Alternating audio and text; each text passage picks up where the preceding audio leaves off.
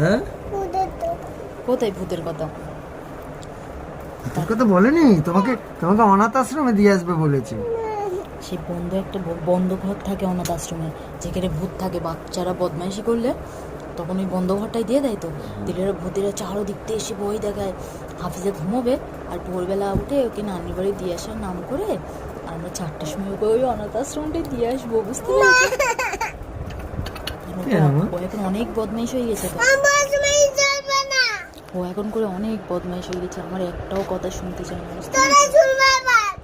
না, ও আমার কোনো কথা শোনে না। আমি দেখেছি, আমি যা বলি তো সব উল্টো উল্টো করে, কোনো কথা শোনে না।